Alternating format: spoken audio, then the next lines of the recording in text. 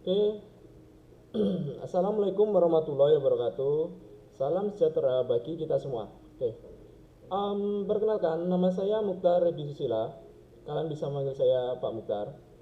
Untuk satu semester ke depan, saya akan menemani kalian belajar mengenai matematika bisnis. Berikut adalah CV saya.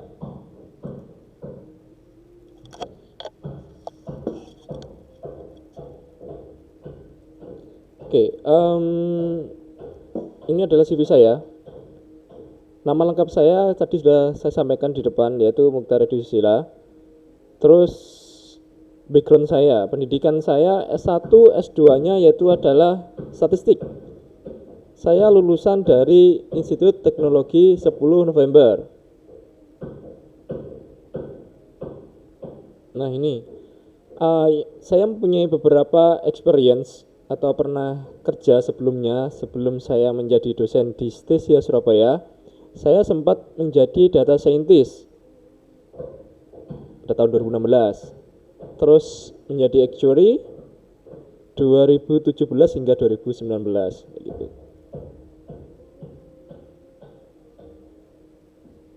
Nah, ini nomor HP saya. Nomor HP saya ini. Untuk nomor WA saya sudah saya tuliskan di kontrak perkuliahan yang sudah diupload nantinya di Sinfos. Selain itu juga nanti untuk materi perkuliahan, karena kita akan full, yang kemungkinan besar akan full daring ya, itu saya upload di e-learning Stesia itu. Nah ini CV saya, keterkaitan siapa yang akan mengajar mata bisnis ke depan, yaitu saya. Oke, langsung aja ke materi ya. Oke, sebelum ke materi, akan saya bacakan untuk kontrak perkuliahan kita. Oke, untuk materi perkuliahannya terdiri dari 1, 2, 3, 4, 5, 6, 7, 8, 9 materi. Untuk materi pertama yaitu fungsi dan tujuan matematika bisnis, deret hitung, deret ukur, fungsi pangkat 1, fungsi pangkat 2, diferensial fungsi sederhana, diferensial parsial, integral tak tentu, integral tertentu. Mungkin nanti kalian akan menemui materi yang mirip saat Anda masih sekolah SMA, seperti deret hitung. Deret hitung itu seperti deret aritmatika. Deret ukur seperti deret, ya nanti lihat aja, nanti pasti akan kalian menemui kesamaan materi perkuliahan ini dengan SMA. Terus kayak diferensial, nanti kan turunan, itu kan diferensial itu sama dengan turunan. Nah itu saya rasa nanti kita tinggal mereview ulang sedikit. Habis itu kita lihat aplikasi di dunia ekonomi kayak gitu.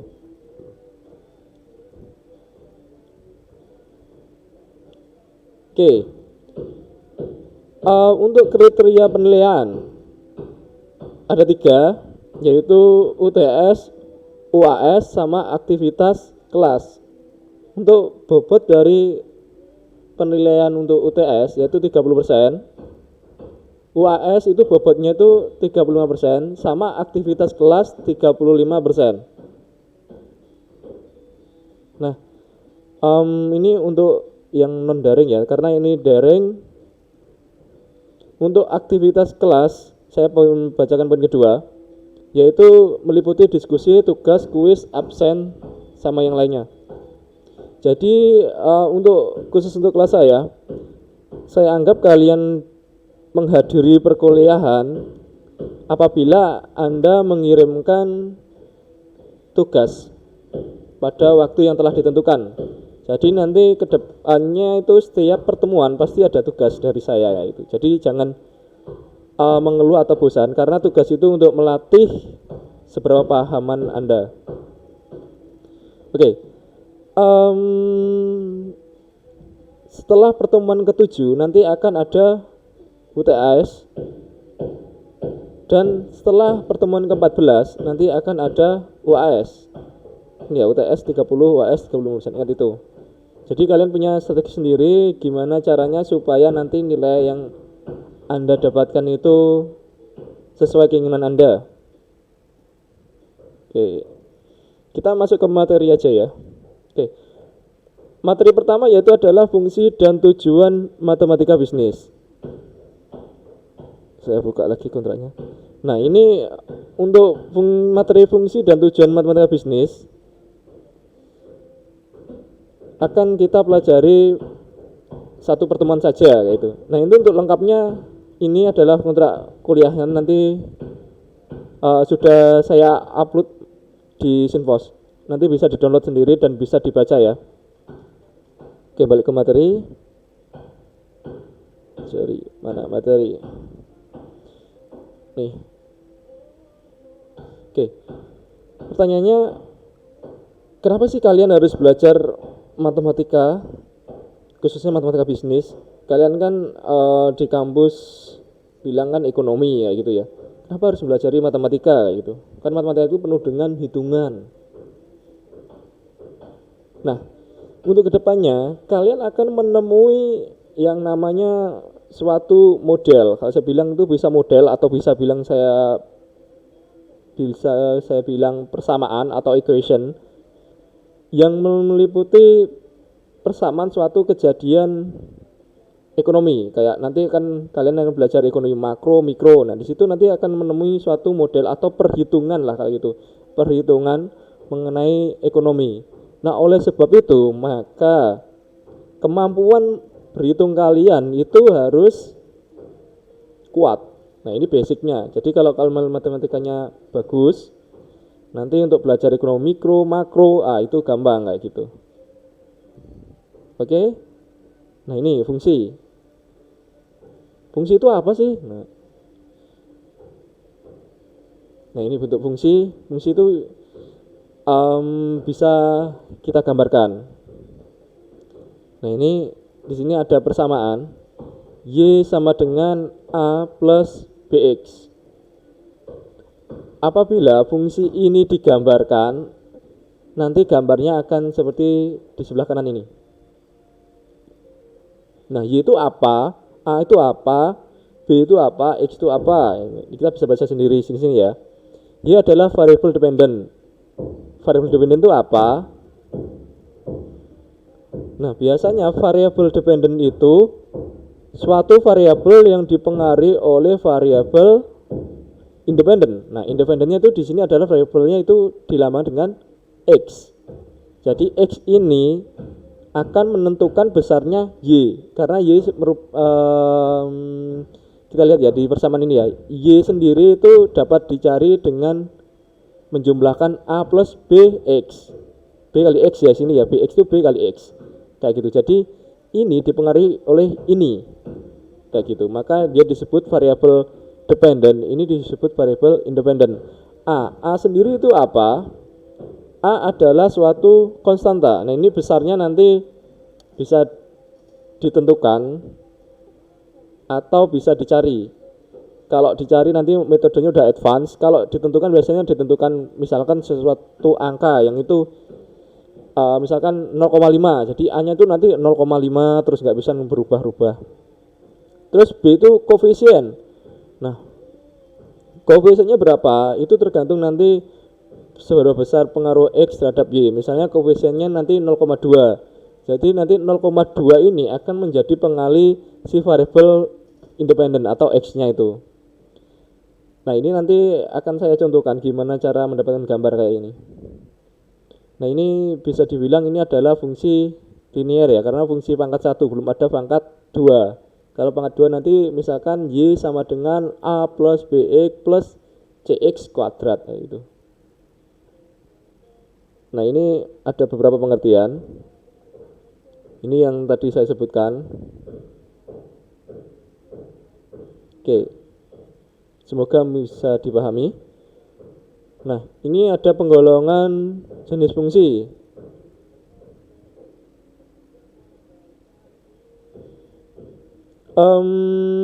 Fungsi itu dibagi dua, yaitu fungsi aljabar sama non aljabar. Kalau yang non aljabar nanti yaitu fungsi eksponensial, log, trigonometri sama hiperbolik. Nah, ini saya rasa nanti kita tidak terlalu mendalam di sini. Nanti kita akan mendalam di fungsi aljabar, khususnya bilangan yang rasional. Kalau bilangan irasional itu apa? Bilangan irasional itu kalau misalkan kita punya akar minus 3. Nah, itu contoh dari bilangan irasional. Kita tidak akan bisa mendapatkan nilai angka dari akar minus 3 itu. Akar minus 9 bisa nggak dicari? Tidak bisa, karena itu adalah contoh dari bilangan irasional juga itu. Oke, selanjutnya jenis-jenis fungsi.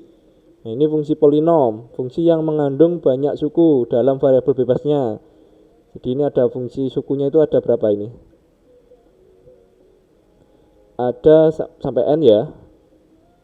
Ini banyak, ini dinamakan fungsi polinom. Nanti kalau kalian menemukan soal yang bentuknya fungsi ini merupakan fungsi polinom. Tapi kemungkinan besar kedepannya kita belum sampai fungsi polinom.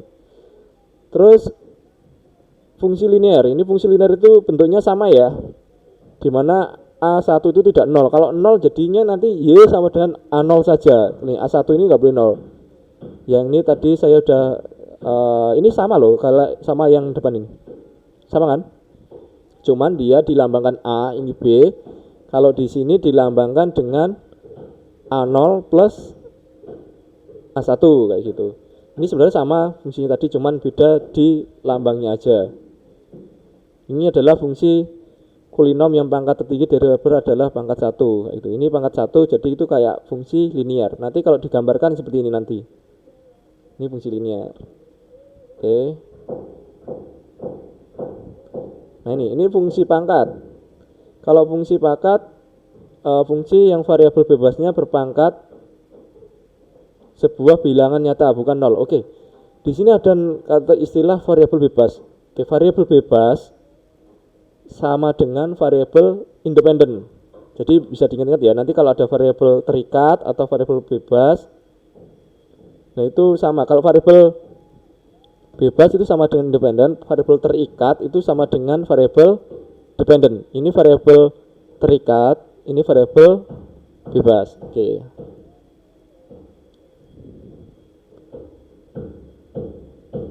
Ini fungsi ini mungkin kalian sudah pernah melihat waktu atau pernah mempelajari waktu SMA. Ini fungsi eksponensial. Kalau fungsi eksponensial ini sebenarnya agak ini salah ya. Sebenarnya Y sama dengan E pangkat X kayak gitu. E itu dilambangkan biasanya eksponensial E pangkat X. Nah, ini nanti juga jarang kita gunakan di matematika bisnis. Ini fungsi log. Fungsi inverse dari si eksponensial ini. Variabel bebasnya merupakan bilangan logaritmik yaitu.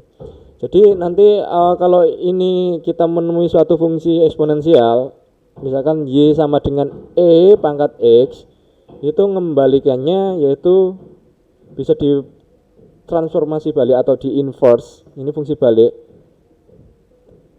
menjadi Y sama dengan N log X. Nah, ini E ya nanti ya.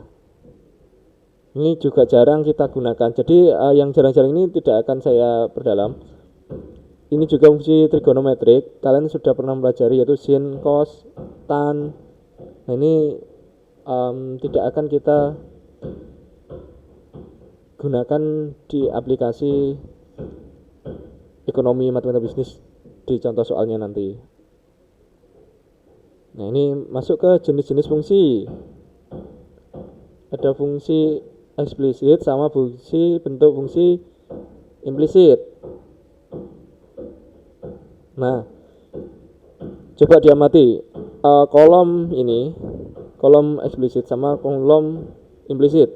Bedanya apa? Oke, bedanya di Y. Y-nya ini Sama dengannya di sini ya. Y ini sama dengan A0 plus A1X. Kalau ini Y-nya itu diseberangkan dan disama dengankan dengan 0. Oke. Ini Y-nya itu seberang ke sini disama dengan 0. Jadinya kayak gini. A0 plus A1X minus Y sama dengan 0. Ini untuk implisit itu. Bedanya di sini ya. Ini Y-nya itu ikut ke sini. Disama dengan 0. Itu bentuk implisit. Kalau eksplisitnya kayak gini tadi. Oke, kalau sini masih mudah ya. Kalau bentuk implisit sama eksplisit saya rasa mudah. Ini yang linear saya sebutkan tadi. Masih simpel. Nah, ini penggambaran fungsi. Oke, penggambaran fungsi akan saya contohkan yang ini.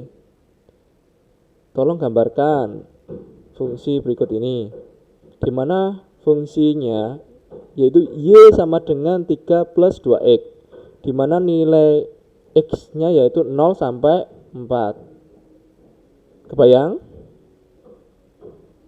Oke, saya contohkan. Oke, saya tuliskan lagi di sini. Y sama dengan 3 plus berapa tadi? 2X. Ya, ini fungsi kita ya. Oke, ini kalian bisa hitung manual. Kalau saya biar mudah menjelaskan ke Anda, saya gunakan Excel. Ini saya punya Y, di sini saya punya X. Itu ya. Tadi di soal minta untuk menggambarkan nilai X-nya itu 0 sampai 4. Oke, 0.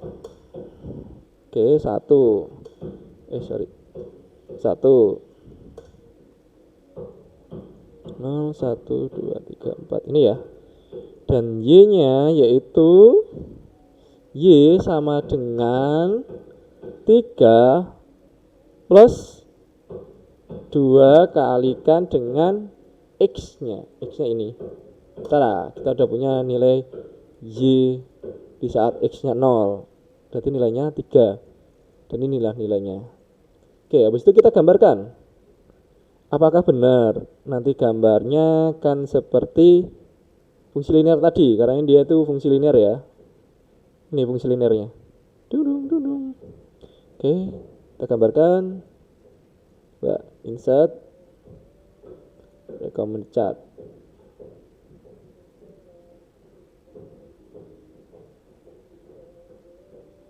Nih.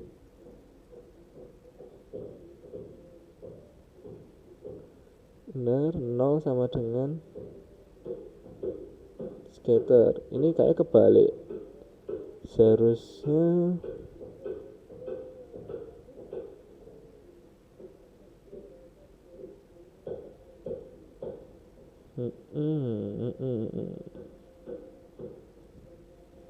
Oke. Saya cancel dulu, ini saya cut dulu supaya nanti gambarnya itu sesuai. Kalau kita menggambar suatu fungsi, Y-nya itu adalah sumbu yang berdiri ini ya, sedangkan yang datar ini adalah sumbu X-nya. Nah gitu, sebentar. Ini berarti perlu saya cut. Saya cut dulu aja. Udah, gak bisa. Ini cut, tak pindah ke sini. Ya. Ini baru saya gambar. Insert sini. Nah, ini baru. Benar. Oke, biar kelihatan nih. Ini adalah sumbu Y-nya. Y-nya itu ke atas. Ini, sedangkan sumbu X-nya itu yang ke samping kanan ini. Jadi nanti bisa negatif ya. Kalau negatif nanti ke sini. Terus ke sini. Ini X-nya negatif, kalau Y negatif nanti ke bawah ini. Nah, oke. Dari kolom ini kolom perhitungan tadi.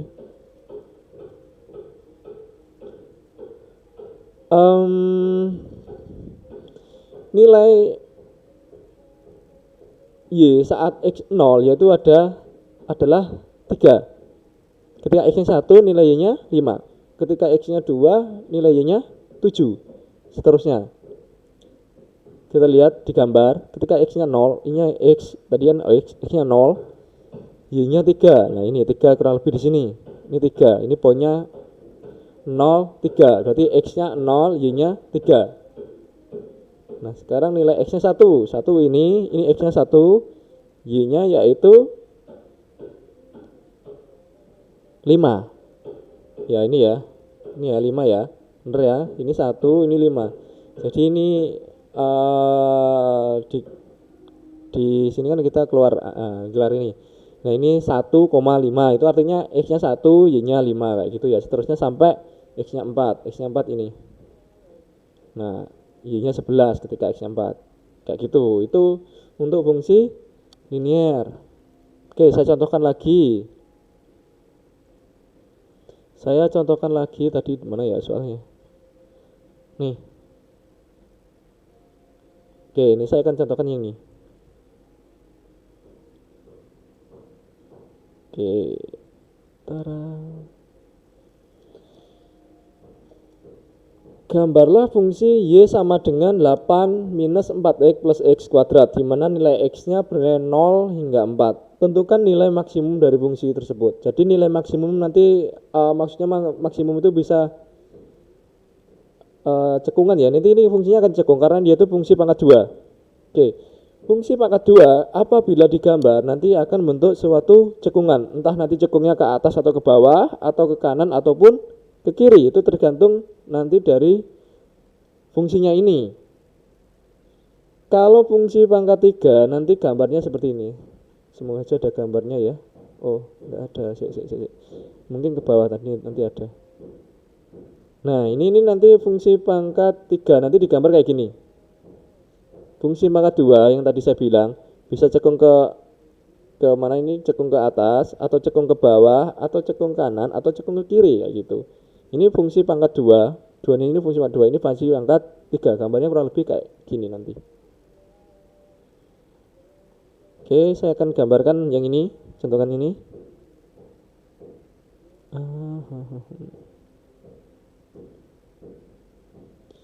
Tadi fungsinya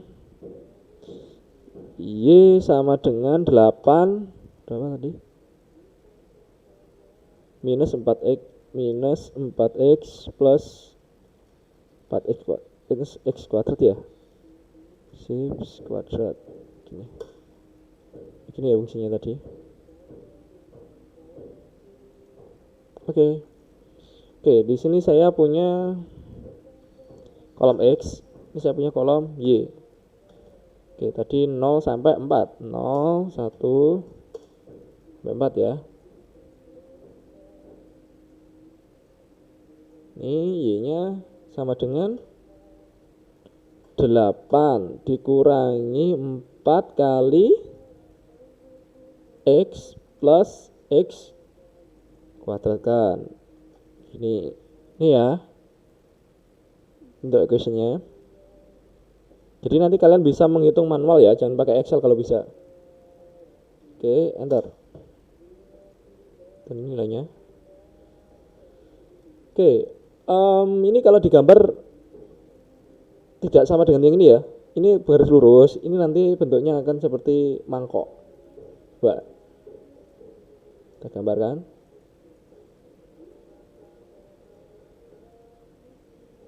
Ini.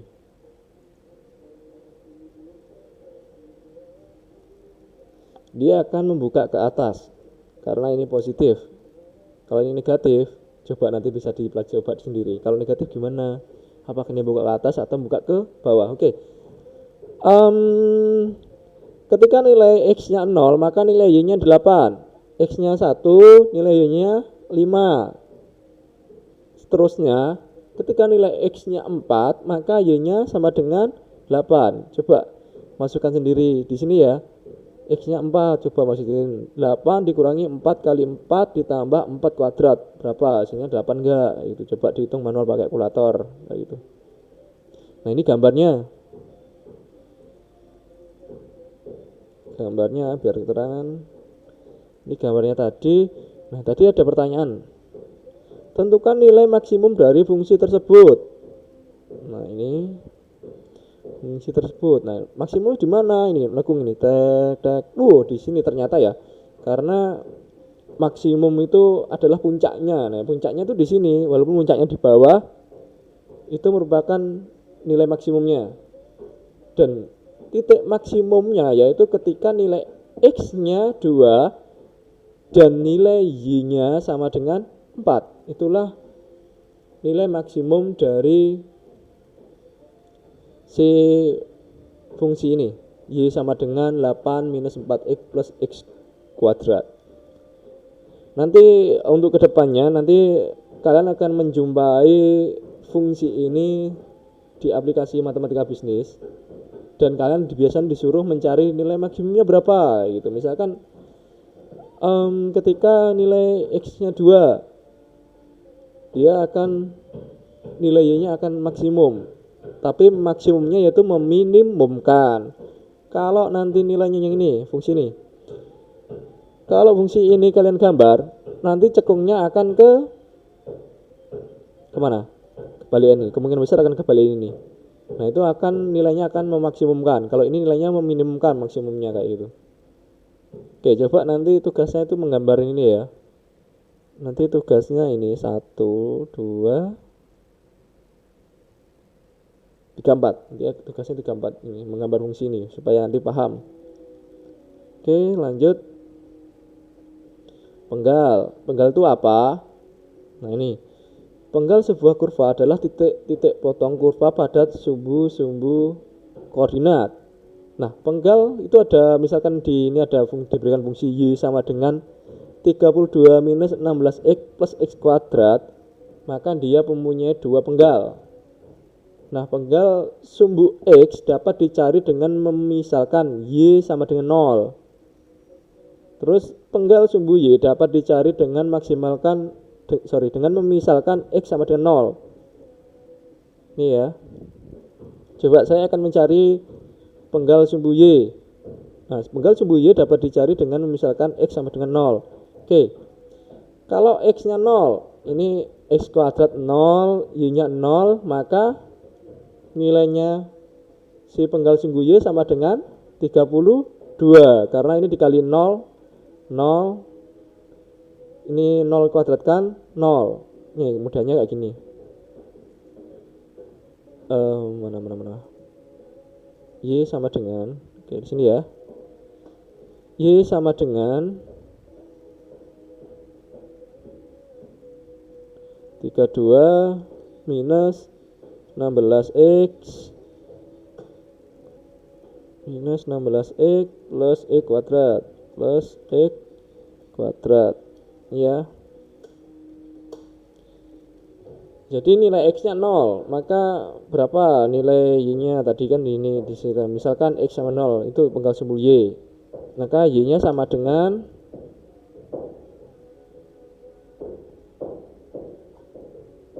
ya 32 dikurangi 16, X-nya di 0 kan ya, dikalikan 0 ditambah 0 kuadrat. Jadi nilainya berapa? Kurang sama dengan. Nah, ini 32 ya. Kayak gitu. Begitu juga untuk yang si sumbu X, nanti dimisalkan Y-nya 0, berarti 0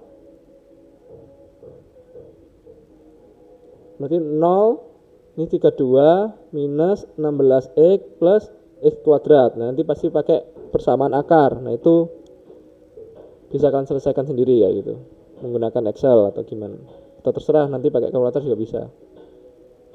Oke, itu penggal. Ini nanti kemungkinan besar kita pakai untuk ke belakangnya.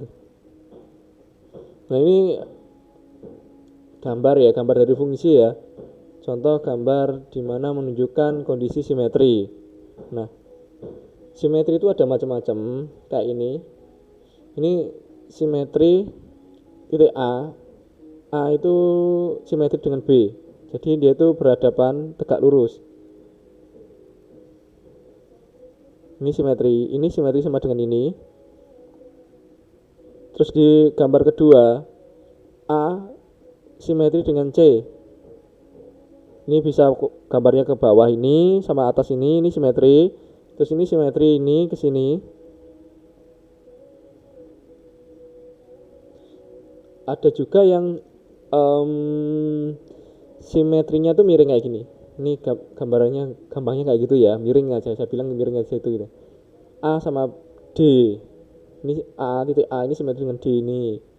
Jadi A itu bisa simetri ke bawah ini, bisa simetri ke samping ini, bisa simetri ke miring ini, kayak gitu aja gampangannya. Itu simetri. Kalau ini ke miring ke sana itu tidak simetri, kayak gitu ya.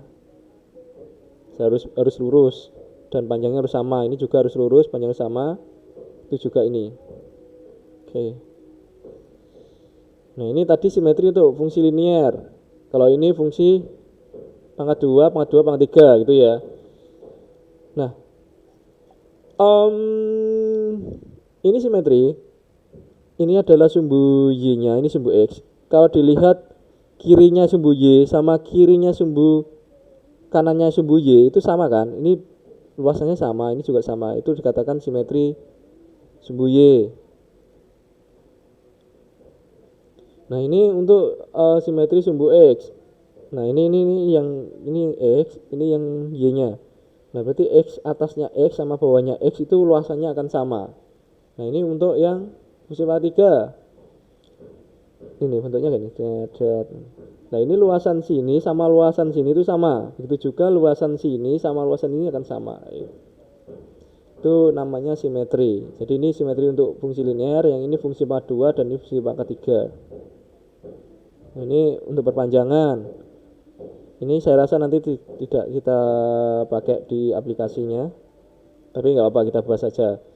Jadi perpanjangan itu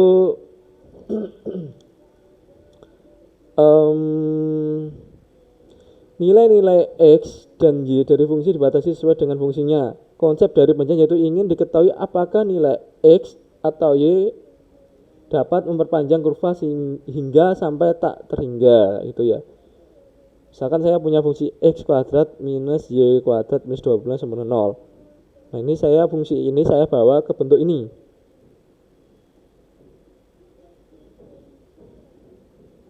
Ini saya bawa bentuk sini.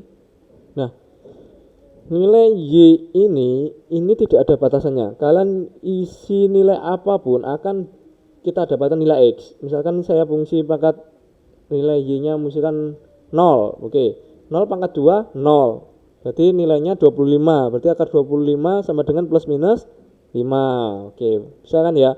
Coba saya isikan 10. Berapa? 100 tambah 25. Berarti akar 125. Itu bisa dicari. Berbeda lagi dengan untuk yang kita misalkan fungsi ini saya bawa ke Y. Nah, ini tidak bisa diperpanjang. Maksudnya bisa diperpanjang tapi ada batasannya. Coba ini kalian masukkan angka 5. 5 kuadrat sama dengan 25. Oke. Akar 25 dikurangi 20 akar 25 dikurangi 25 sama dengan akar 0. Oke, akar 0 bisa dicari enggak? Nah, bisa ya. Oke, kita buktikan akar 0 itu bisa enggak? Kita cari nih ya. Sama dengan SQRT 0.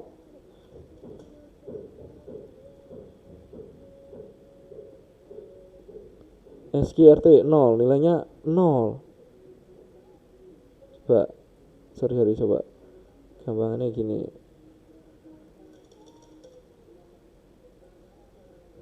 Sorry. Kalau 0 masih bisa, kalau ini 5 itu masih bisa. Oke. Ini kalau 5, 0, akar 0 itu masih bisa. Tapi coba kalau nilai nantinya nilainya itu nih plus lebih dari 5 atau lebih dari 5. Coba kalau nilainya lebih dari 5. Oke, kalau misalkan nilainya 6, X-nya 6. X-nya 6. Oke, saya sini bentul aja biar mudah.